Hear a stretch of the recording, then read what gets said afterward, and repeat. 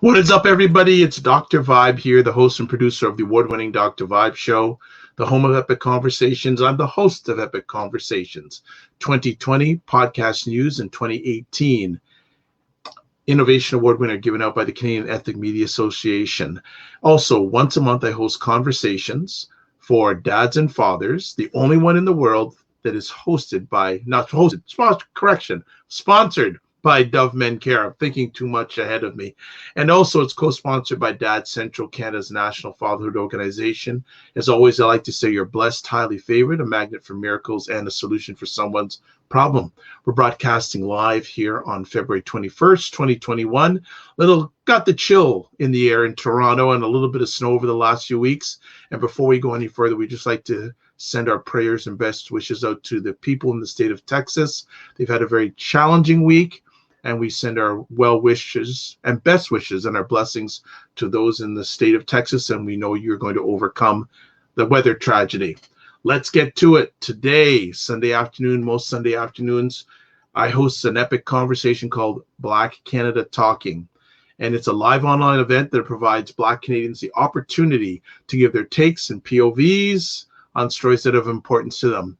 And we're very blessed and highly favored today to have Mr. Leonard Paris with us. A little background on Mr. Paris. After growing up in rural Nova Scotia, Mr. Paris spent 47 years in law enforcement.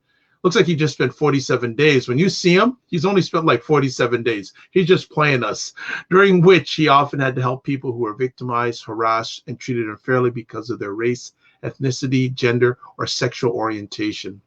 This experience led him to take several courses at the University of Toronto on equity issues, diversity, inclusion, and race relations. Now retired, and he looks like he can go for another 47 years. He now lives in Mississauga, Ontario, where he enjoys photography and being out in nature.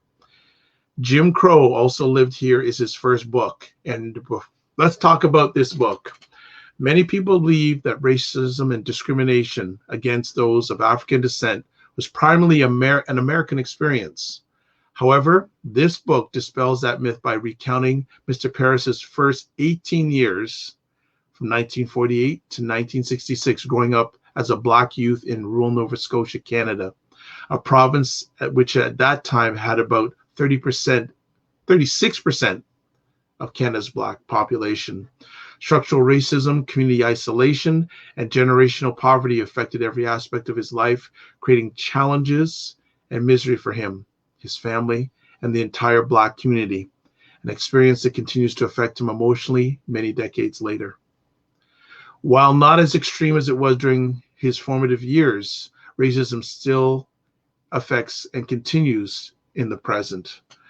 He wrote, Jim Crow also lived here in part to create awareness of this problem and also to inspire change. Let's welcome from the first time and not hopefully the last time, Mr. Leonard Paris to the Black Canadian Talking stage. Mr. Paris, how are you today? Dr. Vibe, thank you very much for that great introduction. I am well today. Black History Month has been fantastic this year. Been very busy. I know you've been extremely busy. And thank you very much for inviting me onto your show. It's an honor and a pleasure. And before we go any further, I got to give a shout out to Donna Paris, who, if it was not for her passion for Black history and sharing of elders in our Black community, I would not know who you are. You would not know who I am, and we would not be here present today. So I just want to give acknowledgement to Ms. Donna Paris. Today, Mr. Paris, you two aren't related, are you? I just like to ask that. It just came to my mind. Yes, we are. Okay. Donna's grandfather. Yes. And my grandmother. Yes. Are brothers and sisters. Oh my goodness. They were born in a little area, a little harbor area in Nova Scotia called Sheet Harbor. And there was a family of, well, I'm trying to visualize the picture right now. I think there was 8 of them, four boys, 4 girls. Excuse me, Donna, I'm off a little bit on that number. But, You're forgiven. You're forgiven. It's okay. I got your back. But they grew up in Nova Scotia, and I was fortunate. I was able to do not only the book, but I was also able to do my family tree and my ancestry with my DNA ancestry and my family tree. And I was able to trace my family back to 1755 to John Paris. How wonderful. Yes. How wonderful. I was going to go one way with the conversation, but let's go here for just a moment. How important would you say it is for us as Black Canadians to do the exercise you just did? I think it's extremely important. It's satisfying, it's enlightening, and it's something that you can pass on to others. I think that's one downfall we might have had as a Black population, as a Black community. We did not pass on our stories as much as we should have. And I like to think that I'm doing a small part in passing on that story. Wow, that's phenomenal. So let's get back to the track that I was going to be on before you, and I have a feeling I'm going to have to take a little detours with all the knowledge bombs you're going to be dropping today. Let's go back to you growing up in Nova Scotia. What were your early informative years like? Well, I was born in Truro, Nova Scotia, which is about I'll use miles instead of kilometers, being my age. I'm still stuck in miles. It's your show today. I'm just steering the ship. Even though I can easily convert. There you go. It's about 60 miles, about 100 kilometers east of Halifax, Truro, Nova Scotia. And I lived there until I was 6 years of age. And then my dad was originally from New Glasgow. My mom was from Truro, New Glasgow, Nova Scotia. And at 6 years of age, we moved to New Glasgow. There was somewhat more work in New Glasgow because it had a steel mill and some other opportunities in terms of work. So, and some of my earliest memories was, and I wrote about it in the book, and it stuck with me all these years. I remember being about 6 years of age in Truro before I left New Glasgow, and it was Remembrance Day service. And we're at the local park where they quite often will have monuments and, have the Remembrance Day service and the wreath laying and stuff. And one of the speakers kept talking about, how these soldiers fought for us and for our peace, and so we could live in peace and freedom. And even at 6, it struck me that they weren't talking about me. Because I know there were a lot of Black people that were not at peace and didn't have true freedom. Mm-hmm. They might not have been in chains any longer, but they were in economic chains, they were in psychological chains, and definitely in social chains. Right. CHAINS.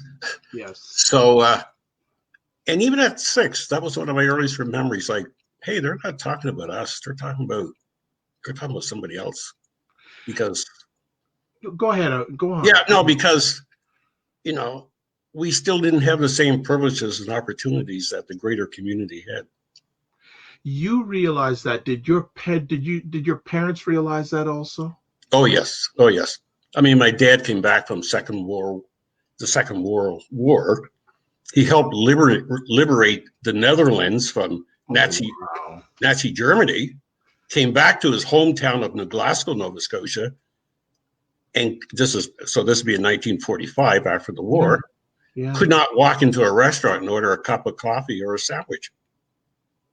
Now, he fought to liberate other countries, came back with 6 war medals, and liberated countries, and could not walk into his hometown restaurant and get a cup of coffee or a sandwich. Did your father spend time sharing the experiences of what it was like to fight as a Black Canadian Yes. in the war? Because I'm sure there were a significant number, but they weren't the majority. Did he ever share stories about his treatment during that time when he was serving for this country? Not really, not really. One, I think it was too traumatizing for him to talk about. Right. He would often have nightmares about the war. The only time he really talked was about after they liberated Holland, how well they were received and how well the families treated the soldiers. And I think it stuck with him that here were these white families in Holland, and here they are treating black soldiers without racism and treating them so well. And in his hometown, it was, completely opposite, the sort of treatment. So he talked about that, and he actually showed pictures of himself in Holland with some of these families. But as far as talking about racism or the war itself, no, he very rarely would talk about it.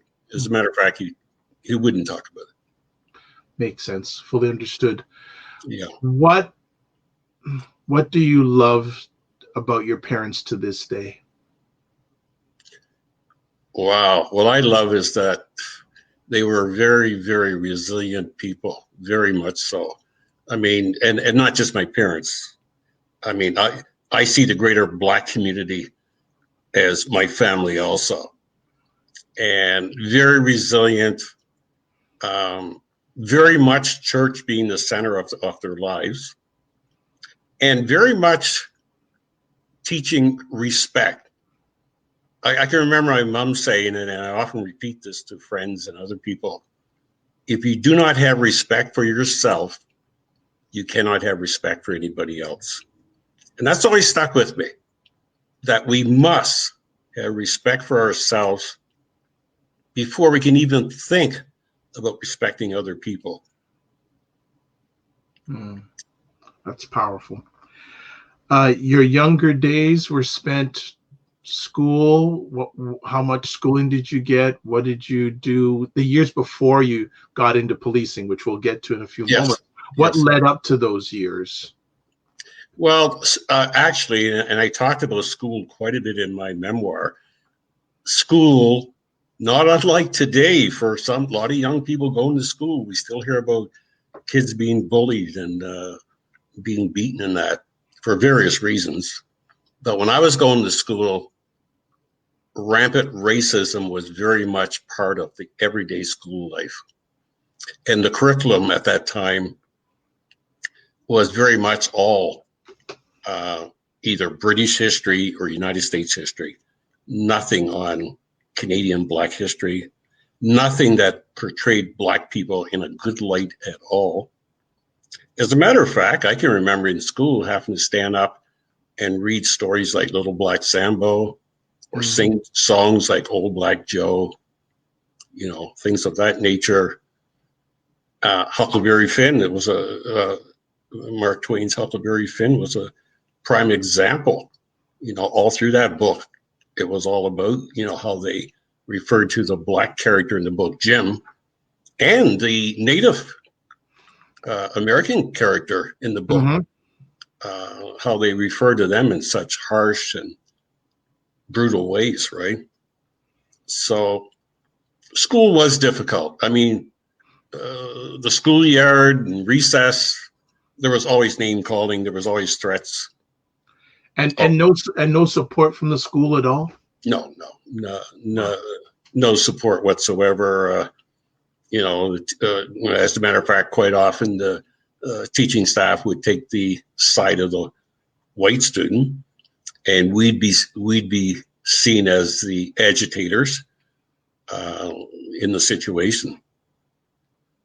Yeah. So there was very little support. High school was somewhat different. I mean, we were older in high school. I went to a rural high school. I think out of 600 students, there was only about 8 Black students. And a lot of the white students came from small villages and towns where Black people never resided. they were not exposed to the racism, Hmm. right, and the isolation from Black people. Well, they were exposed to isolation, but they weren't to the segregation of Black people, like the town of the Glasgow students. Because remember, I lived just on the boundary of the town of Glasgow. I lived in a small village called Priestville. So where the Glasgow boundary ended, Priestville started. So it was New Glasgow and Pictou County. I mean, I did an online session a couple of months ago for the Pictou County Regional Library. Mm. And I made a very, very strong point. I mean, I didn't pull any punches. That I'm 72 years of age now, and of all the places I've been in my life, Pictou County, Nova Scotia, was the most racist place I've ever been. Why so? I don't know. It was a coal mining, steel mill type of town. Very, very tough. And it had a fairly large Black population. I mean, other than Halifax, the Halifax area, and maybe a couple other small areas in Nova Scotia, it had one of the larger Black populations in Nova Scotia. So I think that the threat of Black people living near them, the threat of Black people maybe buying land or even displacing them in their job was part of the rampant racism. Hmm. How did you and your family manage to overcome these circumstances? Well, it's typical in Nova Scotia that a lot of people moved out of the province. A lot of Black people moved to Ontario. At one time, a lot of them moved to the Montreal area and Ontario area. The other way of coping, I talked about that quite a bit in the book. Actually, I devoted a whole chapter to it, was our church, the Black church. And I say the Black church because we could not go to the white church. We had our own Black church. It was called the Second United Baptist Church. Unlike the First United Baptist Church, which was white, we were the Second United Baptist Church. So who built the second church? That was actually started by a gentleman named Reverend William White, and he had a long history in the military. He became a minister in an early 1900. He actually built that church in Glasgow, the Second United Baptist Church, Reverend White. And he was the pastor there for years. But as I was growing up, it was Reverend Donald Thomas. Okay. He was there. He was the pastor there from 1949 till I think it was 1985, somewhere in that era. Okay. But white churches did not want you. Huh. I mean, they didn't. They did not want you. That's crazy. That's crazy. So let's move ahead a little bit. What inspired you to get involved in law enforcement? With the environment that you were in, what inspired you? Well, first off, I knew I had to move out of Nova Scotia. And to try to get a job, even in law enforcement or firefighting or anything like that in Nova Scotia, that was out of the question in the 1960s. There were no Black policemen. There were no Black firefighters. There were no good jobs for Black people in the 1960s in Nova Scotia. I mean, there might have been the odd exception. You know, somebody's a minister, maybe a teacher teaching at a Black school or predominantly with Black students. But other than that, there was no real good jobs for Black people. So I knew I had to leave Nova Scotia. That was a given. I was always involved with cadets and the military militia. the Army cadets and the military militia. So I always knew that going into the military was an option for me because I had at least 3 or 4 years of quasi-military training. But I started thinking about the RCMP actually before the military, and I made some inquiries, and I was misled. I was told you had to be 5'10", and well, obviously single. Well, I was single at the time, obviously. You had to be 5'10", single, and there were some other requirements. Sure. I was 5'8" at the time, so I kind of abandoned the idea of going into the RCMP. I learned years later, many years later, that the qualifications actually called for you to be 5'8" in height. And I did some research, and I was writing the book, that there was a long history, a very long history in the RCMP, the Royal Canadian Mounted Police, of finding ways to reject Black applicants,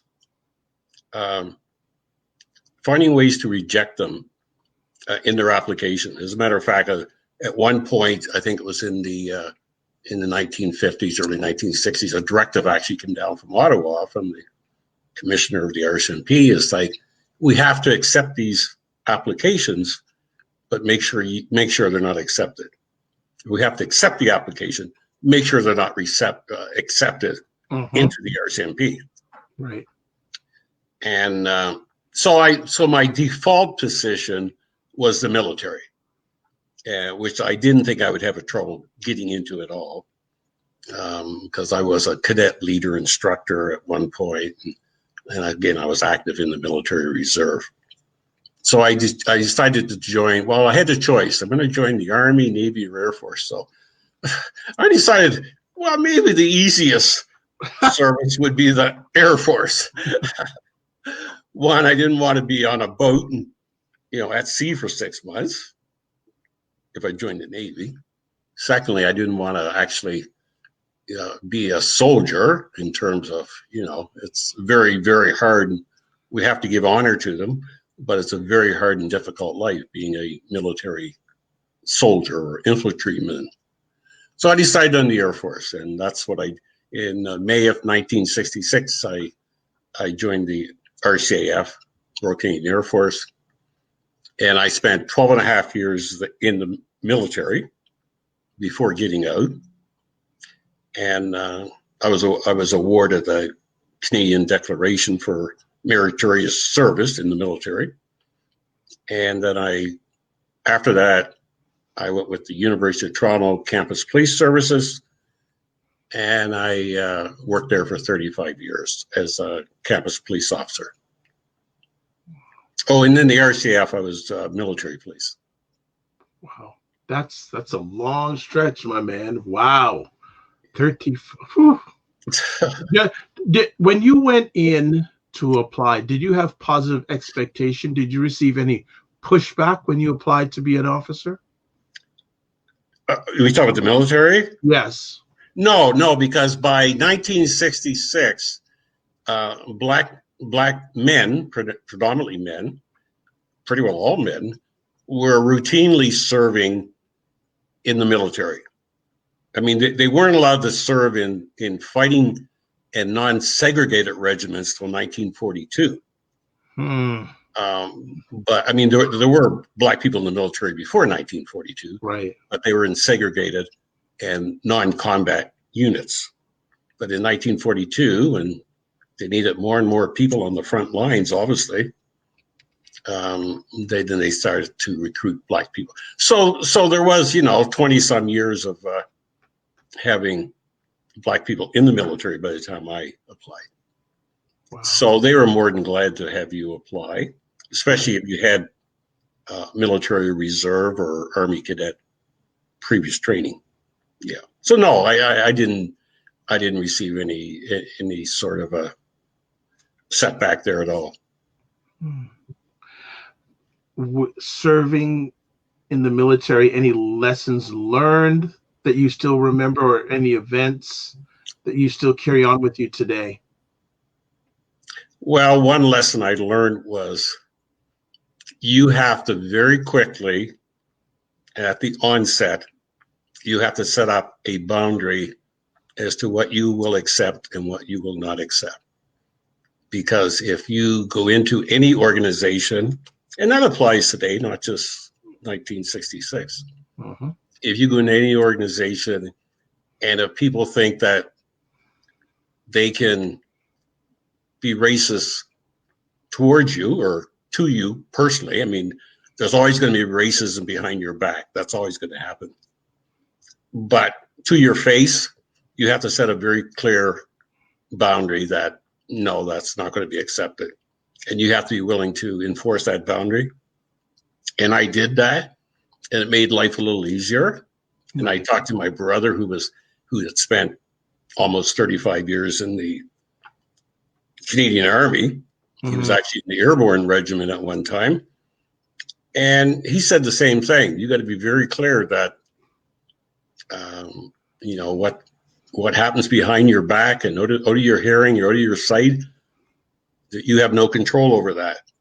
But what happens in your presence, whether it's directed at you or other Black people, you do have some say in that. So that's one of the things I took away. The other thing I took away was, in a lot of ways, racism is a learned behavior. Because I've encountered people that came from little villages and towns in Canada where not only have they never ever met a Black person, they've never even seen a Black person before on TV or, like I said, or in person. So I just want to interrupt. I want my producer to put the question. So Sylvia Paris has a question for you. I hope you know wonderful Sylvia Paris. Yes. She has. Yes, we've communicated several times, Sylvia and I. Yes, she has a question for you. Do you have any advice for young Black youth who want to go into policy services or policing? Probably policing. I think that's policing services. Yes. Any advice? Wow. I guess the best advice is, well, first off, any Black person, my first advice is, regardless of what you go into, is get a good education. Number one, because if you don't get a good foundation and a good education, whether it's policing, the military, no matter what, you're not going to do as well. So if you have a good foundation, I mean, when I joined, it was you required high school, right? But today you need more than high school today. Today, you know, if you got a good, there's community colleges that offer police foundation training.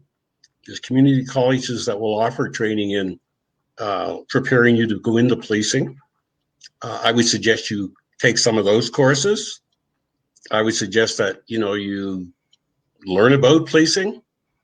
The other big thing I would do, and I've often required people that I had to hire into policing, because I did a lot of hiring of young people, is do community service. Work with communities. It doesn't have to be just the Black community. It can be communities of people with disabilities. It can be the Indigenous community. It can be working with young people, whatever. But do some community service. Okay? Volunteer. Do community service. Learn about policing, get a good education, and try to get some training or some background on what it's like to be in policing. That would be one of my advices. I know there's a lot in that package, but it's required. Sometimes it's important to package things together. Sometimes one answer is not the answer. Exactly. Fully agree on that. Our time's going to start going by really fast, so let's get to it here. What was it like the day you retired from the force? Oh, the day I retired, wow. Well, first off, I had known for 2 years I was going to retire because, you know, they'd offered me a package, right, which companies often do. Yeah. You know, I was in a senior position by that time, and quite often they'll try to buy out senior people as a budget saving. So I knew I was going to retire. But unfortunately, what I didn't know was I was going to get quite ill 3 months before my scheduled retirement date. And I spent 2 months in hospital in ICU and 3 weeks on a respirator. Wow. So I went actually from being sick and being hospitalized right into my scheduled retirement. Oh. Right.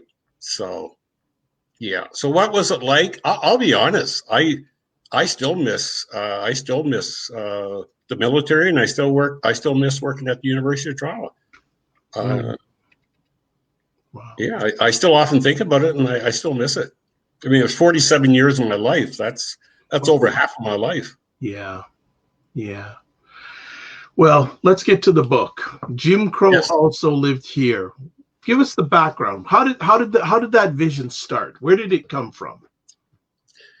Well, I mean, I've always been haunted by growing up, and I think most people will agree that when you start reflecting on your life, quite often your early years, your formative years, are some of the first things that pop up. Your teenage years, they're in a lot of ways they're the things that really shape you. You know, that age between high school and your teenage years for sure. So what kept creeping back to me was not just the racism, but poverty also, which we haven't talked a lot about, but generational poverty and the racism kept coming back into my mind. And there's nights I would lie awake and I would think about it. And, 3 or 4 in the morning, and we've all had those nights at 3 in the morning, you can't go to sleep. Your mind is twirling around from one thing to another. So I started writing down notes about it, about my memories. And I had no intention of writing a book or a memoir, none whatsoever. I just thought, well, maybe I can get to sleep if I start jotting down some of these thoughts that keep coming back to me. And after I had about 2 notebooks full of these thoughts, these memories, it was only then I decided to write a book. 2 notebooks. Yes. Oh my goodness. That's a lot of notebooks. Yes. Yes. Oh, so, okay, you have these 2. So, and you said you decided you wanted to write a book. What did you do next? Because you have all this content. Yes. Yeah. What did you do? Well, I mean, I know that writing, any sort of writing, whether it's fiction or nonfiction, that research is important. So I had already done my family tree. By the way, just to clarify, I had already done my family tree going back to 1755. And I'd already done my ancestry DNA before I started to write the book. So I was already invested in my heritage and my background. So I thought the book would be a way of, if you will, it would be a legacy to leave. And it would also be a way that other people, particularly Black people, Asian people, Indigenous people, who often suffered the same hardships and struggles that we have as a Black community. Right. I thought it'd be a way that it could resonate with them also. The other thing that I really wanted to get out as a message, it was that Canada, yes, we heard a lot about the Underground Railroad and Black people coming to freedom in Canada and that. We heard a lot about that. A lot of people have not heard about Black people being enslaved in Canada. Legal slavery existed in Canada for 205 years. From 1628 to the mid-1800s, legal slavery existed in Canada. So a lot of people don't realize that. And they don't realize about the discrimination and the segregation, isolation. And did we have codified Jim Crow laws? Partly. So, but what we did have... Mike, I just want to interrupt you there. Yeah. Our audience may not know what Jim Crow laws are. Okay, sorry. So we don't want to make an assumption here because we have a global audience and some people are like, what's Jim Crow laws? So if you could just provide us a little background on Jim Crow laws for our audience, that'd be appreciated. Okay, well, after the American Civil War ended, right, and Black people were supposedly free, which was not the case. They were still basically working in servitude, right? But the governments, both state and federal governments of the United States, they came up with these black codes that became known as the Jim Crow laws. And the name Jim Crow came from a white man who used to entertain in blackface. And he'd entertain in the old minstrel shows. And he'd sing about jump Jim Crow, jump Jim Crow. And then, so these black codes or these black laws became known as the Jim Crow laws. Okay, it showed Black people in a stereotypical manner. And the laws were designed to segregate and isolate the Black population. The stuff that we don't hear about and we think only existed south of the border. Yes, and it happened very much so in Canada here. It happened. There were laws in Montreal. There was laws in Ontario. There were laws in Eastern Canada that prohibited Black people from using certain services and facilities and opportunities that afforded to the rest of the population. Did the research, the notes you had for the book? Yes. Did you use any other content on top of what you had written in those two large volumes? Did you go out to anybody, or did you basically use it from your own recollection and the stories and what had been shared with you over the time? Yeah, well, my memoir was mostly my own recollection. Right. As a matter of fact, I said in the introduction to the memoir that it's not a historical perspective. I mean, I could probably name you dozens and dozens of books by scholars and academics that talking about Black history in Canada, Black history on the East Coast. One of the better books, one of the really good books, is one by Dr.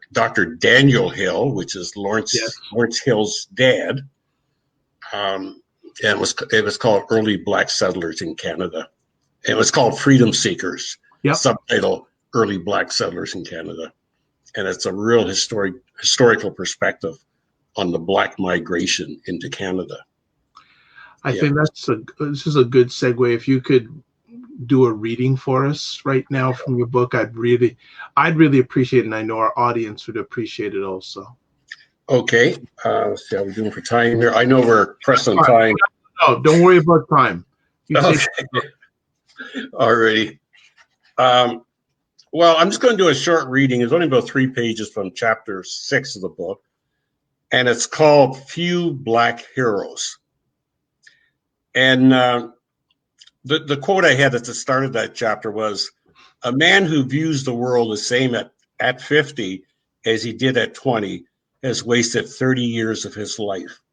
And that was by Muhammad Ali. Yes. Growing up as a Black person in the 1950s and 1960s meant that most of the heroes we were exposed to on radio and television were white. I often think of the old Western movies where the good guys wore white hats and the bad guys wore black hats. In that era, the Lone Ranger was all dressed in white, and even his horse was white. Santa Claus was portrayed as a large white man with a long white beard. His elves were all white, as was Mrs. Claus. The Easter Bunny was white, and so was Frosty the Snowman. Good witches always wore white and wore brilliant white robes and dresses. Snow White was certainly white, as was the fairy godmother. Even Tarzan and Jane, who lived in the jungles of Africa, were white. They often protected the animals and had the ability to communicate with them. Black people, who were indigenous to Africa, were portrayed as servants and helpers to Tarzan and Jane. The Black Africans in the Tarzan movies were portrayed as not having the skills, bravery, bravery and knowledge of Tarzan and Jane. Medieval shows at the time depicted the white knight as having pure, brave, and honest intentions, while the black knight was characterized as the villain and devoid of any good values. Doctors and nurses wore white and were symbols of healing and caring. It appeared at the time that white was the standard by which goodness, truth, and honor were measured by.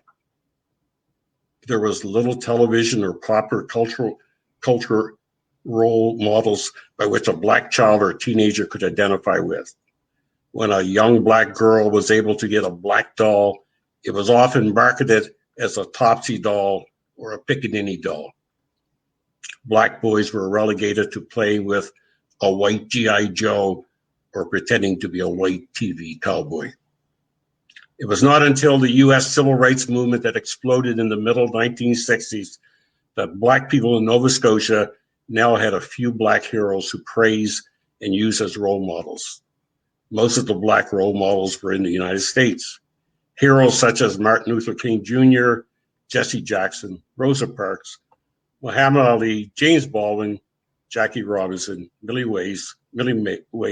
Mays, Hank Aaron, who by the way just passed, and all the Motown music artists raised the profile and courage of black people in Canada and in the USA. Black Nova Scotians in the 1960s began to challenge the status quo and begin to fight the anti-black bias, discrimination, segregation, substandard housing, and employment inequities.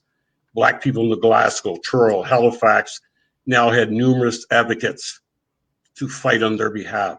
People like Dr. Carrie Bess and Reverend Donald Thomas were two New Glasgow community leaders who led the way to end racial injustices. In fact, Dr. Carrie Bess had been fighting on behalf of Black Nova Scotians since the 1940s and 1950s.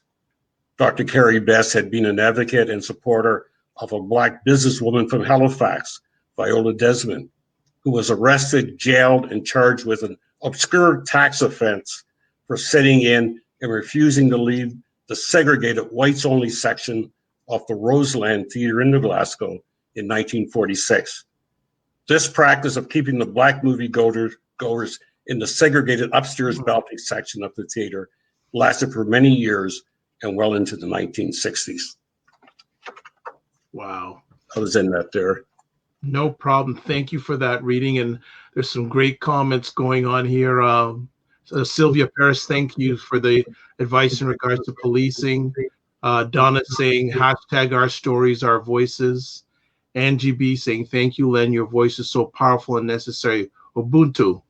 And then David saying here, your book is as important as any, quote, academic, unquote, publication. And Angie is saying, still can I get a doll that looks like me or our children in our stories in Nova Scotia? That's a, man, it's good. You're bringing good stuff to our audience and to our country today, my man. Yes, thank you. Very, very good. And just a shout out to Angie B. She's got a book coming out in March. She does spoken word. She's a great author, great poet, and look for her book. And also go on to Facebook. Charmaine Hines does spoken word also. She's originally from Nova Scotia, now lives in Ontario. And she's got 28 days of spoken word on Facebook. So it's good to see we have a lot of people stepping forward and speaking out. Angie, thank you for helping make this an epic conversation, and the mic is open if you'd like to come on Black Canada Talking, as always. Mr. Paris, were there any parts of this story that were challenging to recollect and or challenging to put on paper? Yes, it was. It was the one section where I talked about my mom, my mother. I don't do readings on that because it's just too emotional. And I think I titled it A Mother Like No Other. But in that chapter, I talk about the death of my sister at the age of 13, being killed by a drunk driver. Oh my gosh. And well, he died in the accident also. Oh my gosh. Yeah, he died, and plus the three people, my sister and two other people in her car died. They were going to a Girl Guide meeting in Halifax. Oh my And god. they were killed on the highway, the old highway, not the new highway, the old highway just outside of Truro, Nova Scotia. And so that was very hard to write. The other thing that was very hard to write was the death of 6 of my first cousins in New Glasgow, and they died in a house fire, 6 of them. And they were ages between 3 months and I believe 16 years, somewhere in there. And 2 of the girls that died, I actually walked to school with them every day. My goodness. So things like that, those sort of family tragedies, very, very hard to put on paper, very hard, and very emotional to go back and think about. In your book, are there any mentions about some of the challenges that you dealt with being a police officer? I didn't go into that too much because the book mostly dealt with my first 18 years. Okay. So once I joined the Air Force, and I talked a little bit about basic training, boot camp, if you will. Yeah. And meeting some.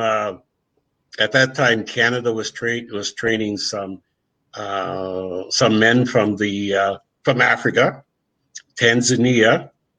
They were training them in the basic boot camp, right. And I got to meet them, and I talked a little bit about that. But other than that, I didn't really go into military policing or working for the University of Toronto. That may very well be my next book. I'm not sure. Well, we're ready for it. We're ready for it. Okay. What makes Scotians so special? And they are, believe me, they are. What makes them? They've been tempered like steel. Oh yeah. They've been tempered like steel. They've gone through well over 300 years of isolation, segregation, discrimination. And today, I can point to hundreds of Nova Scotians that are well educated, that they have done well for themselves. You know, opportunities are opening up, and they're very, very resilient people, and the church being at the center of it. Wow. Yes. As someone that's spent a lot of time and most of my life in Toronto, I feel that that's a whole other world that I've neglected. Yes. Do my brothers and sisters in Scotia feel neglected by people in the metropolises like Toronto, Montreal? Well, I don't think they feel neglected in terms of the Black communities that reside there. Okay. Definitely don't. I mean, people in Nova Scotia have a very close relationship to the Black communities in Montreal and in Toronto. Okay, good. That's very what I was. Relationship. That's what I wanted to know. Yes. Because there are times I've heard schools say, "Well, you guys in Toronto, you don't know what's going on. You guys in Montreal, you know." There's Donna Paris saying, "Hard times in the Maritimes. You can't keep a good Scotian down." I believe that. That's true. Yeah. I believe that. Your memoir, how long did it take? And were there any moments, you already mentioned some times where you felt it was very difficult to share. Yes. Did you ever feel like saying, I can't do this? No, I never did. If you know me, you'll know that when I make up my mind to do something, it's made up. Yes, Scotian. And there's very little is going to deter me from that course. So I never said it. I've never once. I often thought it should be longer, and I would like to have been a Barack Obama and write 750 pages with volume 2 still to come. Okay. But no, it didn't deter me at all. And it's just, I guess part of my military and my police training and my discipline was that if you got to do something, you set time aside and you get to it. Yeah. And, you know, if it's only 2 or 3 hours a day, then you do 2 or 3 hours a day. If it means entertainment or party later on, then you can combine the two of them, right? Mm. But you have to be dedicated, Yeah. and you have to be passionate about what you want to do. Right. Yes. 2 things. Do you remember the moment that you finished it? And do you remember the moment that you held the first copy in your hands? Oh, yes, very much so. Actually, I took a picture and I posted it online, and I sent emails to all my friends and family. My first order I received, and I still have those photos. And I also remember when the editor sent me the final edited copy. That was a good feeling also. I've since learned that maybe the editor should have done a little better job of editing, but I'm partly the blame for that. I have to accept some of the blame for that also. So, nice. But I wasn't focusing so much on format as I was on content. Right. I wanted the content to be there. Yes. And if I missed a comma, or if I misspelled a word or 2 or 3, then so be it. But I wanted my message to be there. Mm-hmm. And I wanted it to be me. I didn't want the editor to edit out my feelings and my memories. I didn't want that to happen. Was it hard to get a publisher to buy into your vision? No, it wasn't. As a matter of fact, I'll tell you an ironic story. Please do. I was looking for a publisher, and I knew the fastest way to get it in print was to pay to have it published. Yeah. You know, there's some people go look for grants. Some people try to self-publish. It can be a long, convoluted route, right? Yeah. So I knew the fastest was to get a publisher. So I went online, like most people do when they're looking for something today, and I seen Friesen Press, which is my publisher, and I called them, and lo and behold, the guy that answered the phone was from Nova Scotia. Lives 20 miles from my hometown. Can you believe that? Nothing just happens. Yes, nothing just, I believe that, nothing, you know. Yeah. Now, I didn't make up my mind at that time that that's who I was going to go with, but then I started thinking, like, no, somebody's sending me a message, right? Like, these are the people I should go with. And they've been very supportive, and I'm glad I went with them. Yes. That's such a blessing. Yeah. 20 miles from my hometown. The guy picks up. My goodness. He's from Antigonish, Nova Scotia. Guy by the name of Scott.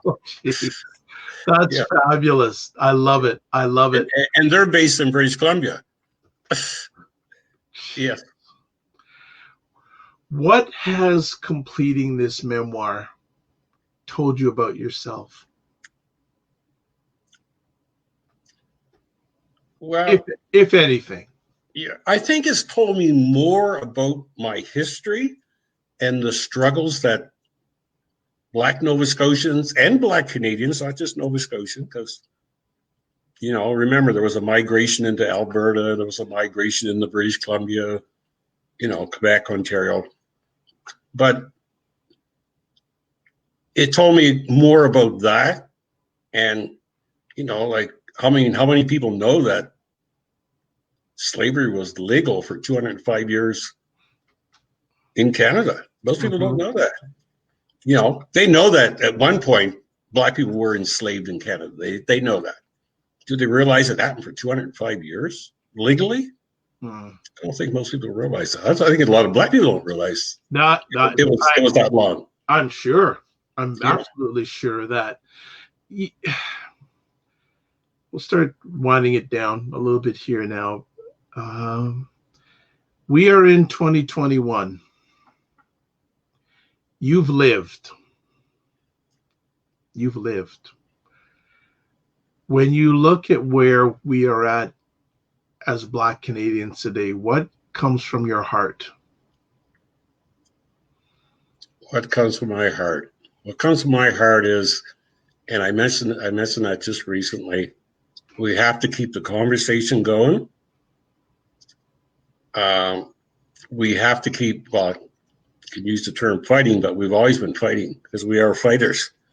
But we have to keep the conversation going. And I know in my heart that racism is not going to end tomorrow or next week or next year. I know that.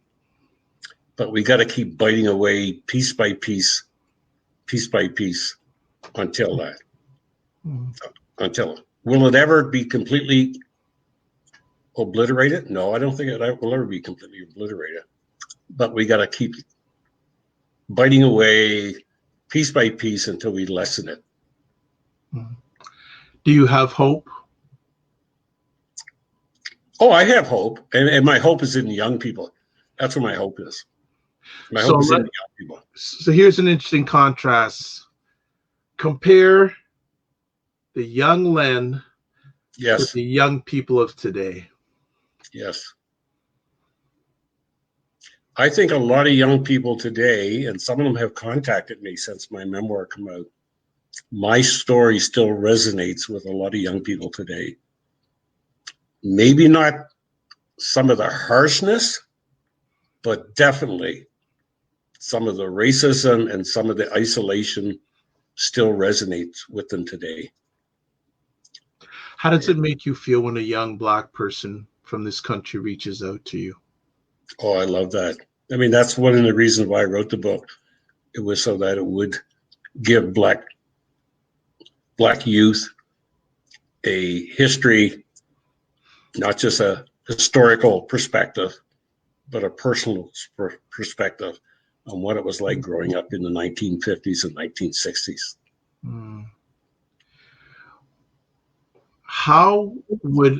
What would Len be like if he didn't write his memoir? I'd probably be still having some of those nighttime awakenings at 3 a.m. in the morning. You don't have them anymore, I hope? No, Oh, I'm serious. Yes. I seen this memoir. Yes. I mean, I've never had to go to therapy, and there's nothing wrong with going to therapy. And I encourage people that feel they should see a therapist, definitely go. But what it's done for me, it's like writing a letter to yourself. Come on now. Come on. As my friend Nicole would say, come on, Len, talk it now. Come on. Preach, Len. Talk to that. Because a lot of people need to hear that. So please, if you can expand on that, please. Yeah, you have to tell your story.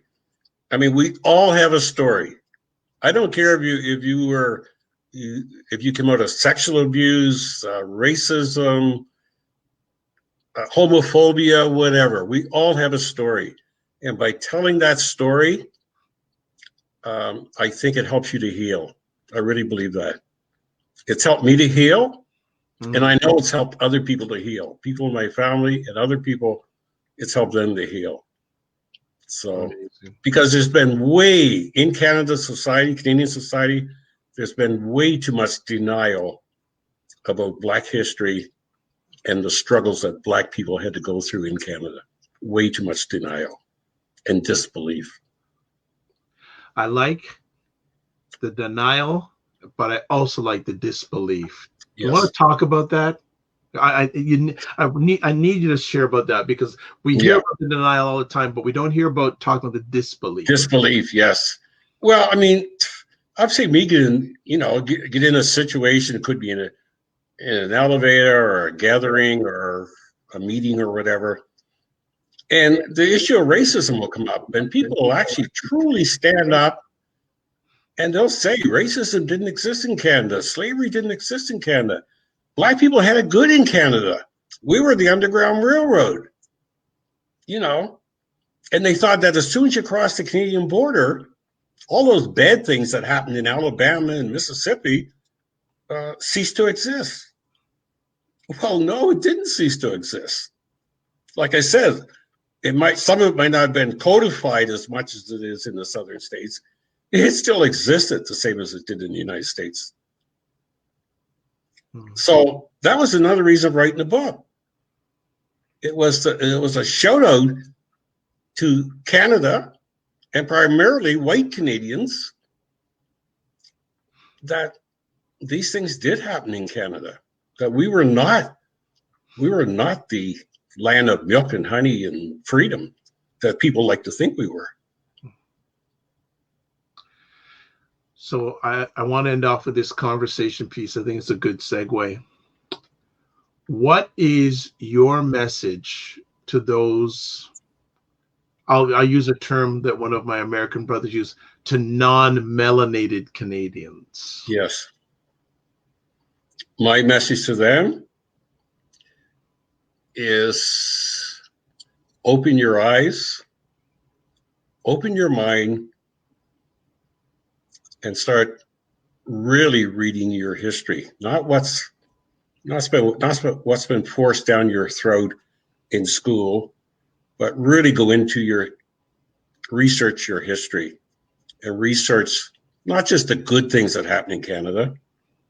You know, when I say Canada, I'm meaning the land that we know as Canada, because at one time it was Upper Canada, it was and Lower Canada, yeah. It was British, it was French, It was all chopped up, right? But the land we know as Canada, it wasn't always, Indigenous people were enslaved in Canada. Some of the first slaves in Canada, enslaved people, I should use the term, not slaves, the first enslaved people in Canada, the Portuguese enslaved 50 Indigenous people in Newfoundland. And that was in early 1600s, well before the African transatlantic slave trade even started. So, and what's happening to the Indigenous population?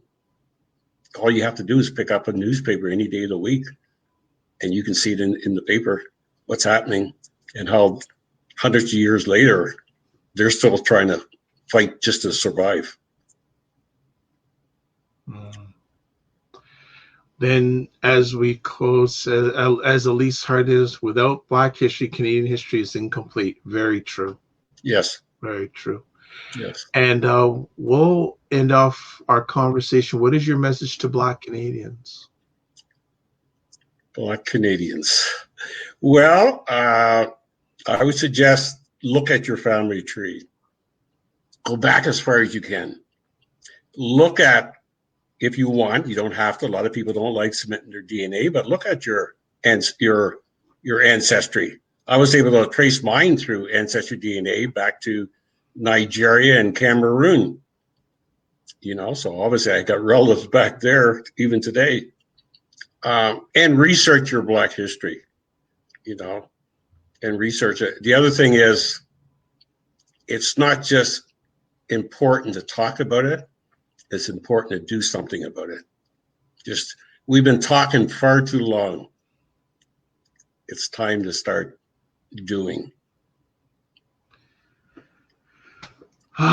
This has been beautiful. Mr. Paris, I appreciate you. Thank you, Dr. Vide. Wonderful conversation. Our producer, just if you're watching this live on replay, is just flash the contact information if you want to get in contact with him. If our producer can do that again, well, I just give some shout outs here. I'd like to thank Donna, Sylvia, Aretha. Also like to thank David, Angie, Nicole, and others who watch this live, watch us on a replay, listen to it live, or listen to it on a replay. Wonderful book, wonderful conversation. Again, a big thanks to Donna for bringing this warrior to my attention. I am better because of it, and I hope and pray that everyone who's listening or watching this is better because of it. And do, if you can, pick up the book. Olivia Fung is saying, yes, time to start doing. I'm Dr. Vibe, host and producer of the award-winning Dr. Vibe Show, the home of Epic Conversations. I'm the host of Epic Conversations 2020 Podcast News and 2018 Innovation Award winner given out by the Canadian Ethnic Media Association. Also, once a month, I host the only online conversation in the world for dads and fathers that is sponsored by Dove Men Care. It's also co-sponsored by Dad Central Canada's National Fatherhood Organization. Always close out. Before I close out, keep a follow on Dr. Vibe. He has at least another new conversation starting within the next 2 weeks. Not going to say what it is.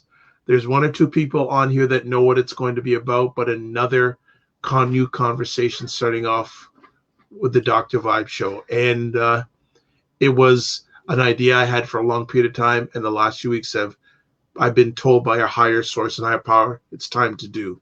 Don't get good, get done, as I like to say.